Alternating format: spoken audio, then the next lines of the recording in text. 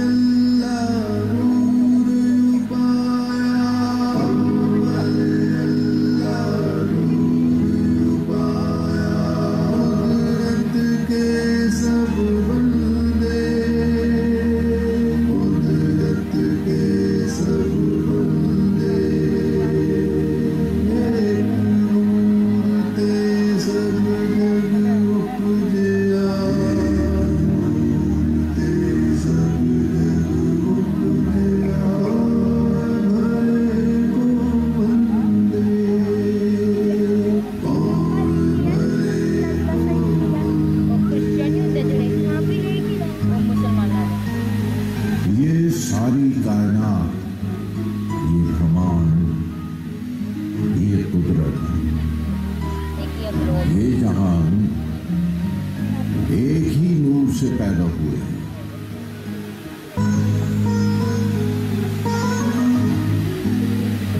ईश्वर, अल्लाह, God, Waheguru, उस एक ही सर्जनहार, एक ही नूर के अनेक नाम हैं। उसी नूर की विरासत नूरानी जोत गुरु नानक देव जी, उनसे शुरू होता है वो गुरु इतिहास जिसका संक्षेप वर्णन आपके सामने सचखंड श्री हुजूर साहब की तरफ से किया जा रहा है।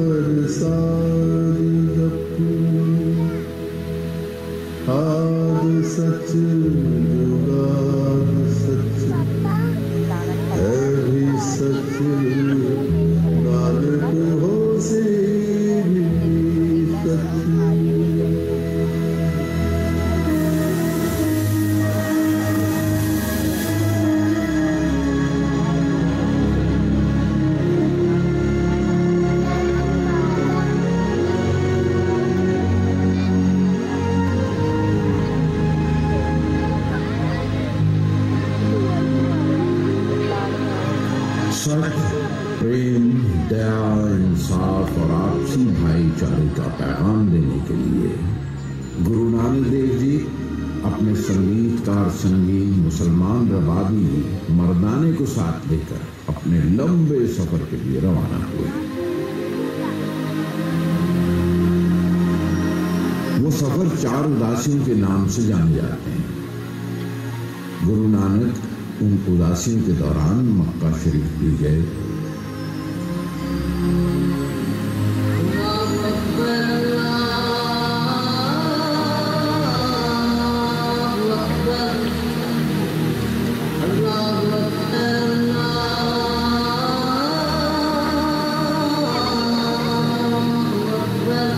मक्का में नानक सो रहे थे और उनके पांव काबा की तरफ देखकर किसी ने गुस्से में कहा, तुमने खुदा के घर की तरफ पांव क्यों पसारे? हस गुरु नानक आखया सदा मंगोला तो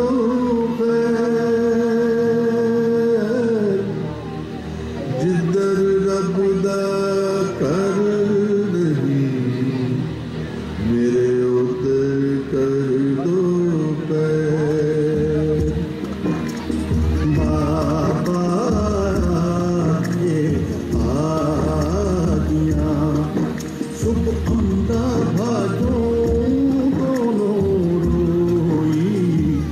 बाबा ये आदिया पुछंगल मान दे कागी मुलाय कटे होई।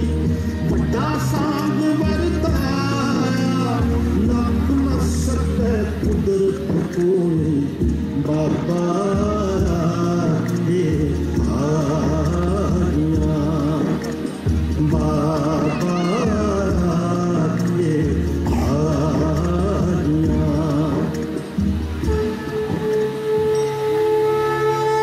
जगन्नाथपुरी के मंदिर में शाम की आरती का वक्त था और नानक मंदिर के बाहर तारों भरे आसमान के नीचे खड़े थे।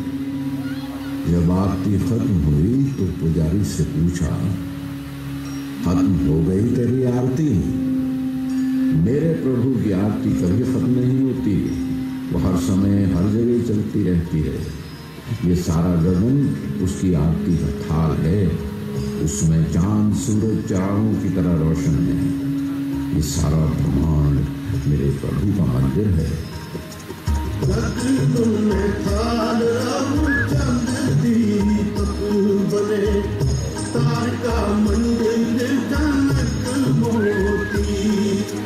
धूप मल आन लो कामन करे सद बन रहा है फूलत ज्योति। कैसी आरती होए कैसी आरती होए कैसी आरती हो।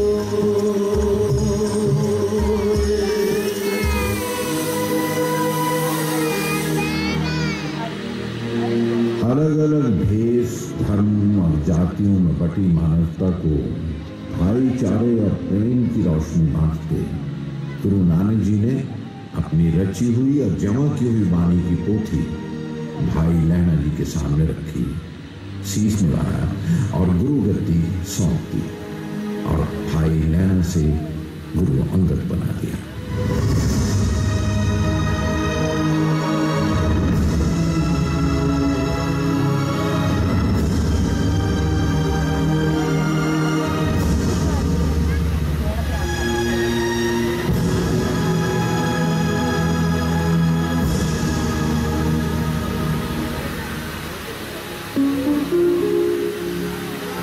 गुरु अंगद देव जी ने खडूर साहब बसा के धर्म प्रचार का एक नया केंद्र स्थापित किया और गुरुमुखी अक्षरों के इस्तेमाल की रवायत शुरू की।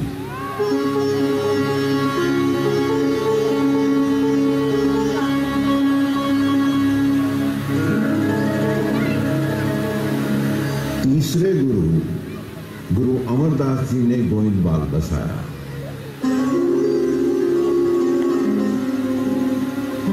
और बढ़ती हुई सिख संगतों को सदका दिया।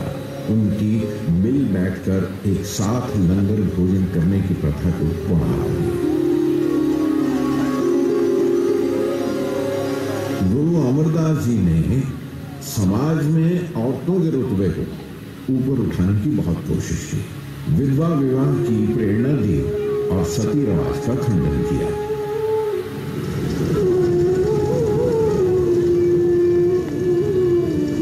सतियों से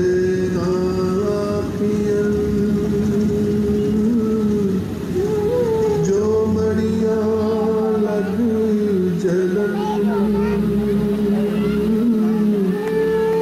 सतियों से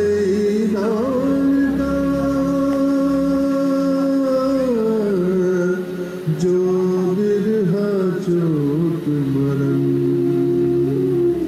जो बिरहा चोट मरन।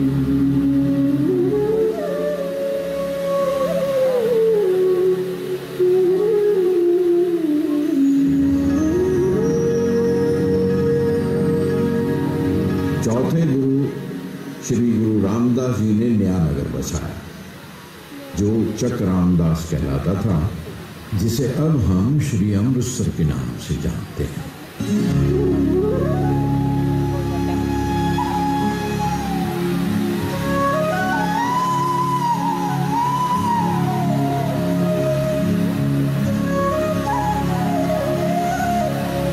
श्री गुरु रामदास जी ने यहाँ सरोवर की खुदवाई भी कराई। गुरु रामदास जी ने 30 रागों में वाणी की रचना की।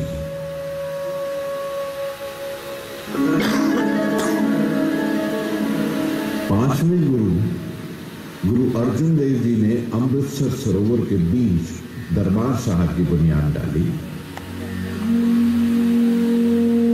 और उसकी बुनियाद का पत्थर मुसलमान सूफी मियां मीर से रखवाया और आपसी मिल्लत और प्रेम का संदेश दिया। सब धर्मों को आपसी इज्जत और सत्कार का सलूक करने का आदर्श दिया।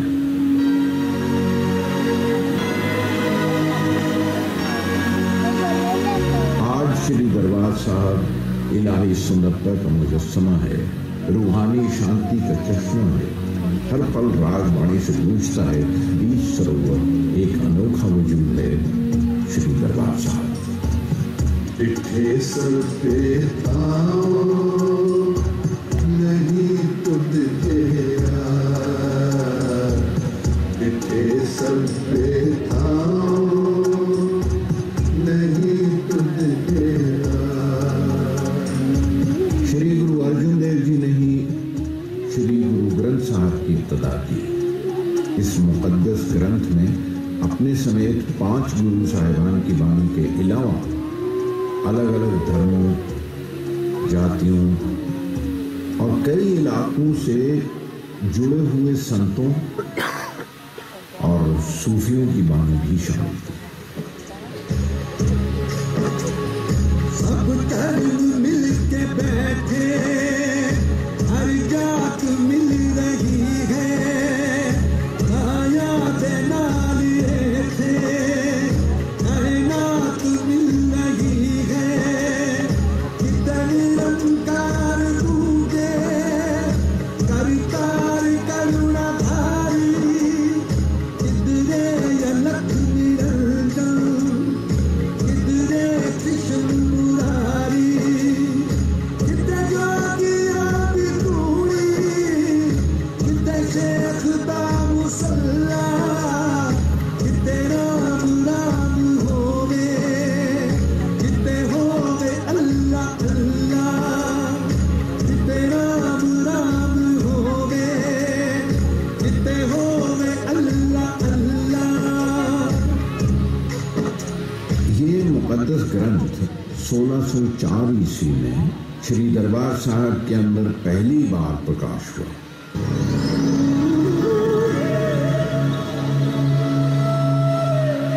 एक तरफ पूरी कायनात, तमाम खलकत और सब धर्मों को प्यार का पैगाम देने वाला ये नूर, और दूसरी तरफ बादशाह जहांगीर।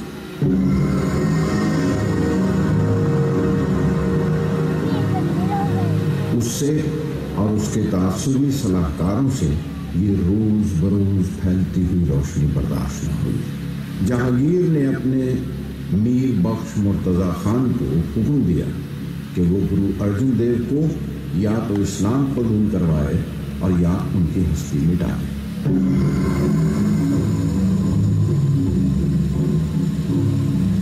तपते तवे तपती रेत, उबलती देर मुर्तजा खान ने गुरु अर्जुन देव को ऐसी ऐसी अजियतें दी कि मियां मीर तड़प उठा। और गुरु अर्जुन देव जी के लबों पर सिर्फ यही बोलते, तेरा किया मीठा लागे, हर नाम पदारथ नाम कुमार। हर पल यही बोल बोलते और अनहोनी अजियतें सहते श्री गुरु अर्जुन देव शहीद हो गए। सूरज किरण मिले, जल का जल हुआ राम। ज्योति ज्योत रली, संपूर्ण थिया राम। सूरज किरण मिले, जल का जल हुआ राम। जल का जल हुआ राम। सच, प्रेम और साझे भाईचारे को सदियों के लिए रोशन करने वाले गुरु अर्जुन देव जी को इतिहास शहीदों का सरताज कह के याद करता है।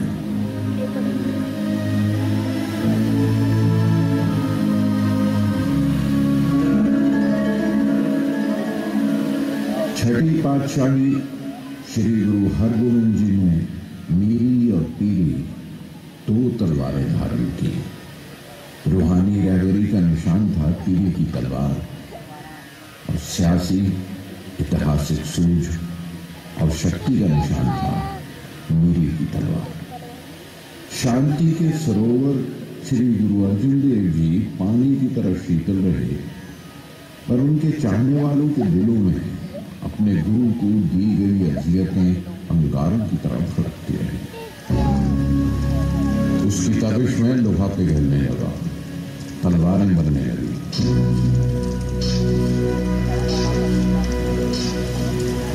गुरु दरबार में घोड़ों और बंदूकों के चढ़ावे चढ़ने लगे। नत्था और अब्दुल्ला टाटी बहादुर योद्धाओं की दास्तानें गाने लगे। गुरु हरगोविंद जी ने सिखों को संत सिपाही बनने का हुक्म दिया और घुड़सवारों की फौज खड़ी कर दी। सिख दुनियावी बादशाहों से बेपरवाह और बागी हो गए।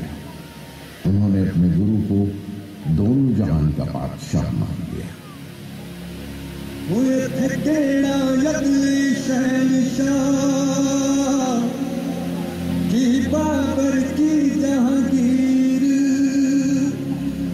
इथे बाड़ी खेत नु खाम दी, इथे दिल के मियां मीर। अज शाही जुल्म दे सामने ओ साडी लिश्क उठी शमशीर। ओ साडा दीन दुनिया दा बादशाह, साडा सतगुर मीर ते पीर। साडा सतगुर मीर ते पीर। साडा सतगुर मीर ते पीर। पीरी और मीरी की कल्पना को अमली रूप देने के लिए गुरु हरगोविंद जी ने श्री दरबार साहब के सामने श्री अकाल तख्त का निर्माण करवाया। इसी दौरान शाही फौजों ने कई बार गुरु दरबार पर भारी से भारी फौजें लेकर चढ़ाई की।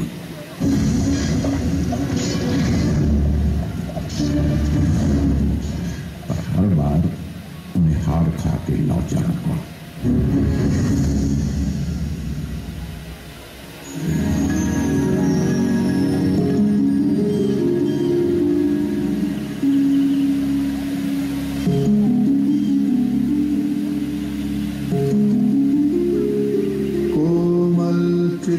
कुदरत रसिक सत में गुरु सहज तुरंत पहरन पकड़ कोई कलीमत टूट सातवीं पातशाही श्री गुरु हरराय जी कुदरत और वातावरण की तरफ बड़े संवेदनशील इंसान थे। गरीबों के लिए उनके मन में बहुत हमदर्दी थी।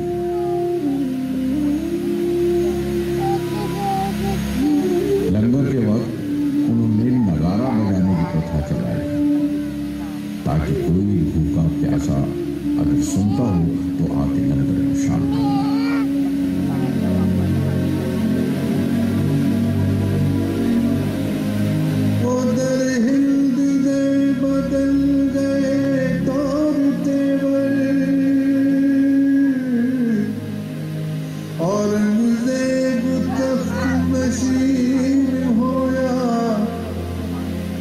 शाहते फकीराना जोड़ के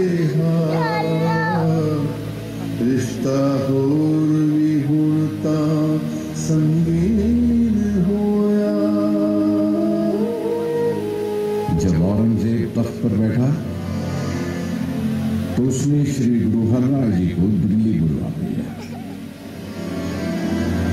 गुरु हरराय जी ने अपने बड़े बेटे राम राय को अपना नुमाइंदा बनाकर भेज दिया।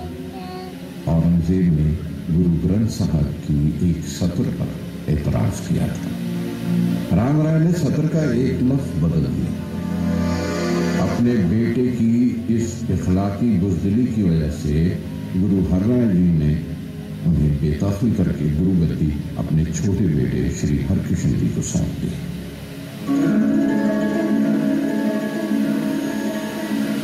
रहम और इंसानियत के सरापा श्री हरकृष्ण जी जब दिल्ली में थे, जब शहर में चेचक की वबा फैल गई।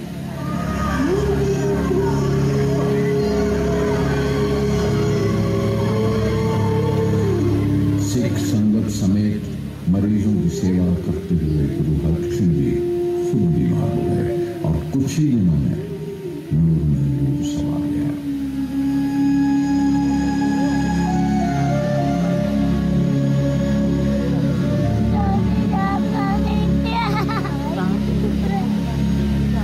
ज्योति ज्योत सवारने के समय उनके लबों पर दो ही शब्द थे, बाबा और बकाले।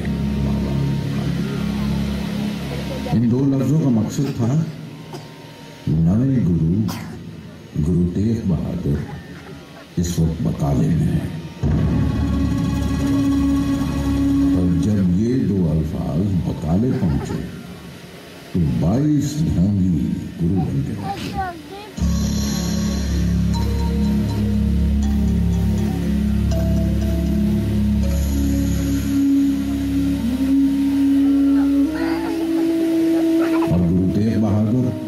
अपनी कुटिया में शांति से बैठे प्रभु के ध्यान में मगन रहे।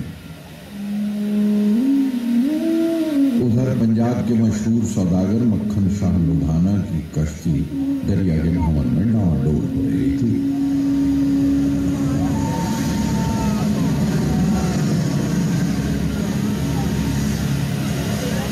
उसने गुरु का ध्यान किया और 500 मोहरों की मन्नत मांगी और उसकी कश्ती सही सलामत किनारे आ गई। अपनी मन्नत चुकाने के लिए वो बकाले पहुंचा तो 22 गुरु देखकर हैरान रह गया। उसने सोच लिया सिर्फ 5-5 मोहरें वो हर गुरु के सामने रखेगा। जब गुरु तेग बहादुर के सामने 5 मोहरें रख के माथा देगा तो गुरु जी हंस के बोले, मक्खन शाह व्यापार इस तरह नहीं चलते। तेरा मेरा इकरार तो 500 मोहर का था। ये सुनते ही मक्खन शाह खुशी से बावला हो गया, छत पे चढ़ के गाने लगा।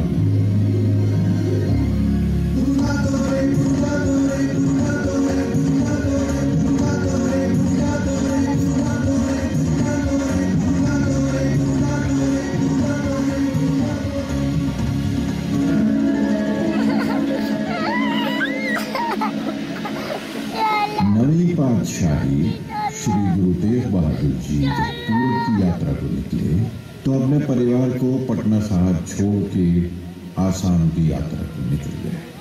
उसी सफर के दौरान उन्हें खबर मिली कि माता गुजरी ने एक बेटे को जन्म दिया है।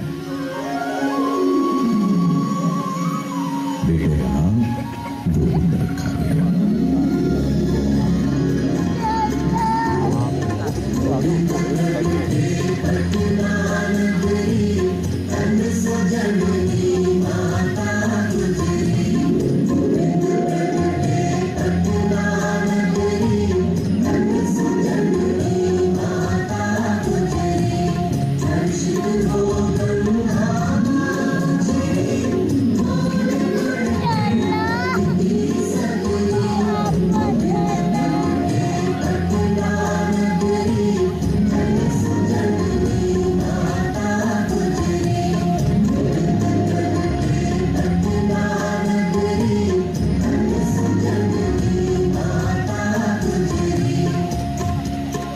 जब गोविंद जी बड़े हो रहे थे तो सारा परिवार आनंदपुर साहब आकर बस गया।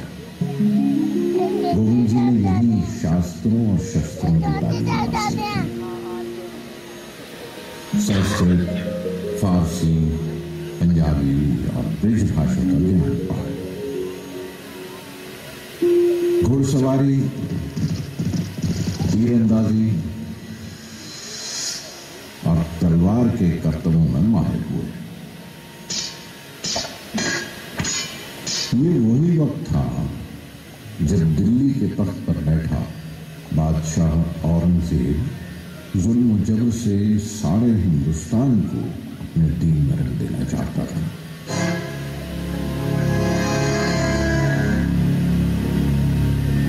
सन 1675 गोविंद जी 9 वर्ष के थे जब गुरु तेग बहादुर जी के दरबार में कुछ कश्मीरी पंडित आकर हाजिर हुए, जिनके माथे से तिलक जबरदस्ती मिटाए जा रहे थे, जिनके जनेऊ उतरवाए जा रहे थे।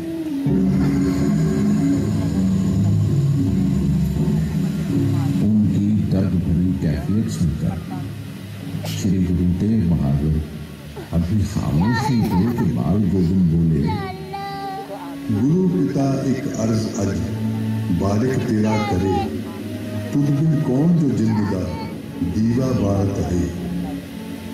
चुलन लख अनेरियां कहर दी पौन वगे, तेरे सच बलिदान का जुग जुग दीप जले।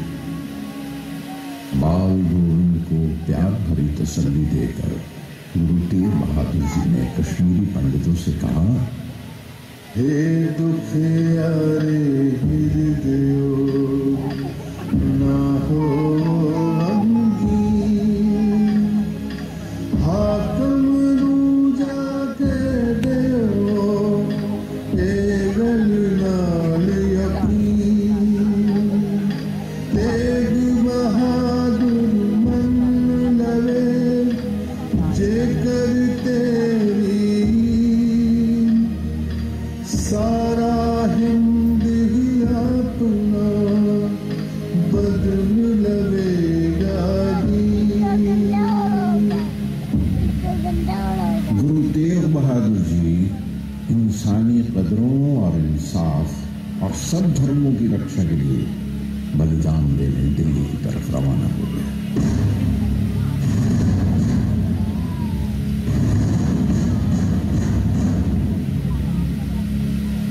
उन्हें गिरफ्तार करके इस्लाम कबूल कराने के लिए तरह तरह के लालच दिए गए, धमकियां दी। जब कोई पेश न चली तो दिल्ली के चांदनी चौक में उनकी आंखों के सामने उनके प्यारे सिखों को संगीन अज़ियतें देकर शहीद किया गया कि शायद गुरु का दिल दहल जाए। भाई मतीदास को आरे से चीरा गया।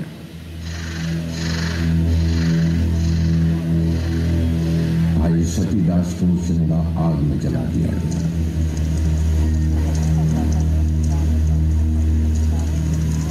भाई दयाला जी को देह में उबाला गया।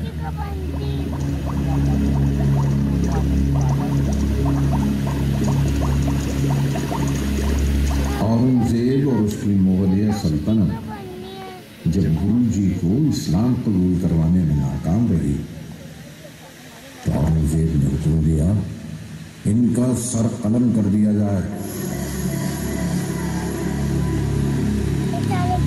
और खबरदार कोई इस सर और धड़ को जमीन से उठाने की जरूरत न करे।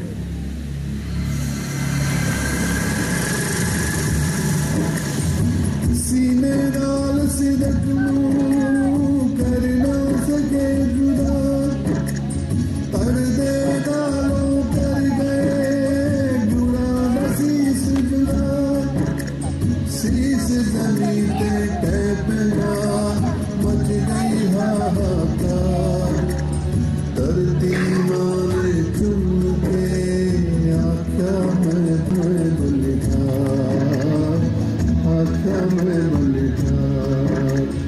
एक बहादुर के चलत पयो जगत में शोक, है सब जग भयो जय जय जय सुन लो, जय जय जय सुन लो, जय जय जय सुन लो। शाही हुक्म की परवाह न करते हुए एक बंजारे सिख लखी शाह ने हौसला दिखाया और गुरु साहब की देह को अपनी बैलगाड़ी में डाल के अपने गांव ले गया और देह के संस्कार करने के लिए अपने घर को आग लगा दी। भाई जैता ने गुरु जी के शीश को अपनी बुक्कल में डाला और आंधी तूफान को पीछे छोड़ते हुए आनंदपुर साहब गुरु गोविंद सिंह जी के पास पहुंचा और गुरु जी का शीश अर्पित किया। बेटा गुरु का बेटा, ये कह के दसम पातशाह ने भाई चेता को गले लगा दिया और शीश का संस्कार किया। गुरु पिता की शहादत दसम पातशाह की आंखों को ऐसी नमी और लौ दे गई कि उन्होंने आने वाले समय को अनंत काल तक निहार दिया।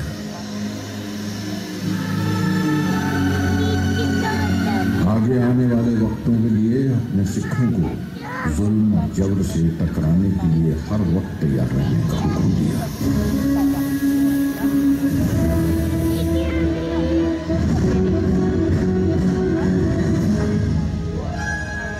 फिर आया 1699 की बैसाखी का वो ऐतिहासिक दिन। हाथ में नंगी तलवार उठाकर हिंदुस्तान की चारों दिशाओं से आई संगत से सर देने की मांग की। 5 सरफरोशों ने अपने सर गुरु को पेश किए। उन्हें दसम पातशाह ने खंडे बाटे का अमृत चखाया, गले से लगाया और गुरु का प्यारा कहा और फिर उन्हीं 5 प्यारों से खुद अमृत चख के गुरु शिष्य की अनोखी मिसाल कायम की।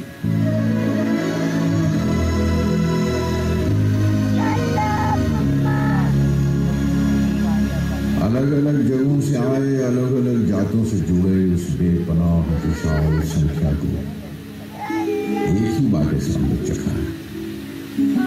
सदियों से चले जात पात के श्राप को एक ही पल में मिटा दिया और खालसा पंथ की बुनियाद डाली। उन्हें एक नया भेज दिया और इलाही फौज चढ़ा, अकाल पुरख की फौज।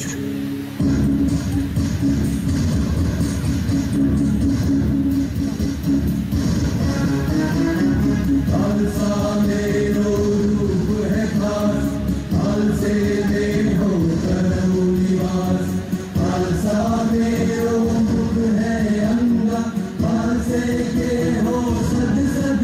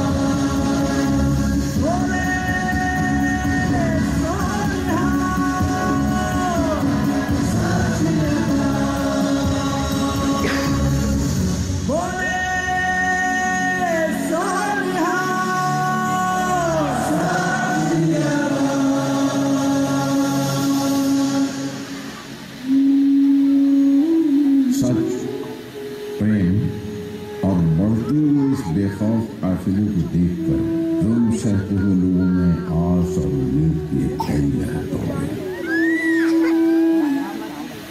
मगर मुगल सल्तनत, पहाड़ी राजे और ऊंची जात वालों को यह अनोखा पंथ छुटने लगा। खालसे के वजूद को मिटाने की तरकीबें सोचने लगे। खुदगर्ज और मगरूर ताकतें सर जोड़ के बैठ गई। हर तरफ जुल्म का तूफान जमा होने लगा। सच और आत्मसम्मान की लौ को बुझाने के लिए बार बार जुल्म और बेइंसाफी की आंधियां उठी। पहाड़ी राजाओं और मुगल सल्तनत की फौजों ने बार बार हमले किए। 1.25 लाख से एक लड़ाऊं के गुरु के कौल के मुताबिक खालसा बेमिसाल बहादुरी के साथ लड़ा। बेकसूर मजबूरों के हमदर्द गुरु गोविंद सिंह ने खुदाई हुक्म के मुताबिक दुनिया में हक और इंसाफ की हुकूमत कायम करने के लिए अपने पूरे खानदान की कुर्बानी दे दी। तारीख में ऐसी और कोई मिसाल नहीं मिलती। चमकौर की गढ़ी में अपने लाडले साहबजादे अजीत सिंह और जुझार सिंह को खुद शहीदी दस्तार बांधकर शहादत के लिए गई थी।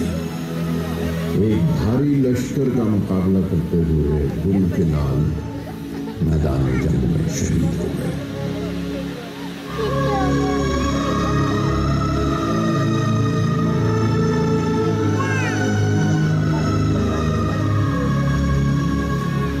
सूबा सरहंद के वजीर खान ने माता गुजरी और छोटे दोनों साहबजादों को गिरफ्तार कर लिया। उन्हें डराया भी, लालच भी दिए ताकि वो अपना धर्म छोड़ दें, मगर वो अपने विश्वास से हिले नहीं। 7 साल के साहबजादे फतेह सिंह और 9 साल के साहबजादे जोरावर सिंह को जिंदा दीवार में चुनवा दिया गया।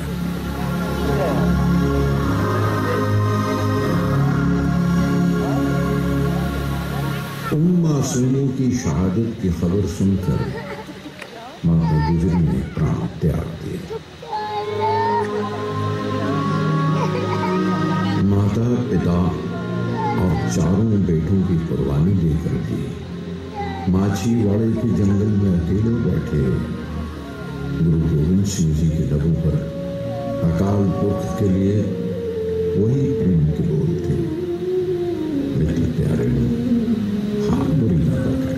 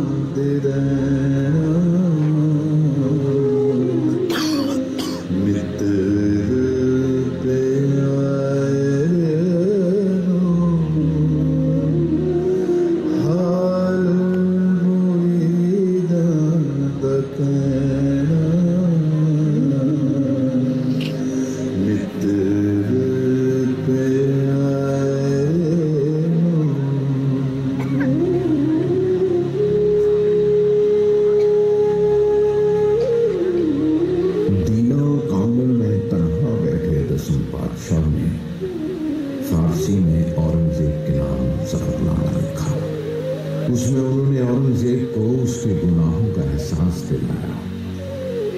जफरनामा खालसा पंथ की इखलाकी फतेह का ऐलान है। तलवंडी साहबों, दमदमा साहब, माता सुंदरी और गुरु गोविंद सिंह जब मिले तो उन्होंने पूछा गुरु जी से, वो चांद से 4 बेटों में से एक भी नजर नहीं आ रहा, कहां छोड़ा है उन्हें?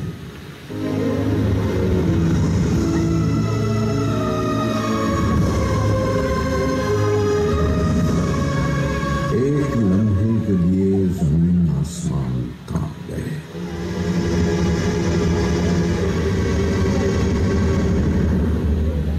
लेकिन गुरु गोविंद सिंह जी के जवाब ने गिरते आसमान को थाम लिया। उनके जवाब में उनके सारे जीवन का इतिहास और खालसा पंथ पर विश्वास झलकता है। भरे दीवान में संगत की तरफ इशारा करके बोले, इन पुत्रन के शीश पर मार दिए सुत चार मुने तो क्या हुआ, जीवत गई हजार।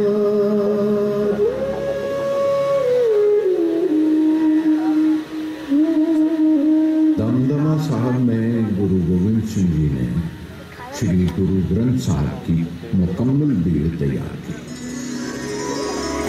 भाई मणि सिंह और दूसरे लिखारियों से उस भीड़ के उतारे तैयार करवाए और दक्षिण की तरफ रवाना हो गए।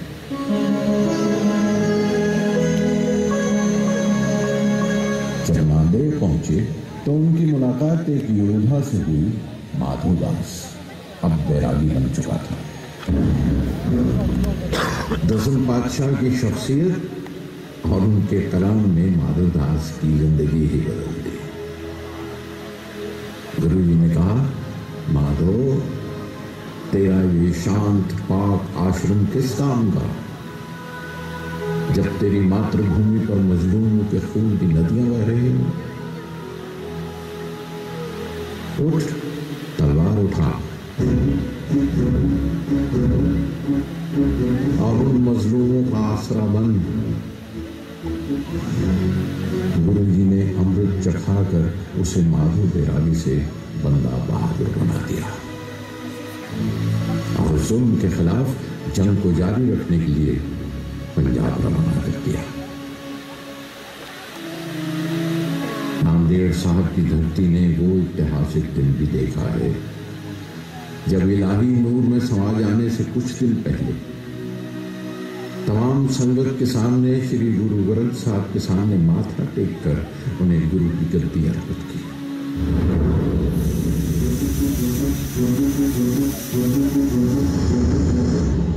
और संगत को हुक्म दिया कि आने वाले युगों में गुरु ग्रंथ साहब ही गुरु होंगे।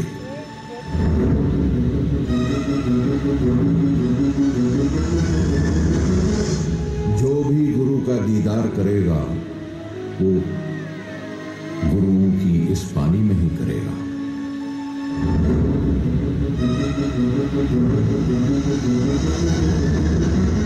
गुरु ग्रंथ साहब की वाणी से रोशनी लेकर जो भी फैसले होंगे वो फैसला गुरु ही का होगा।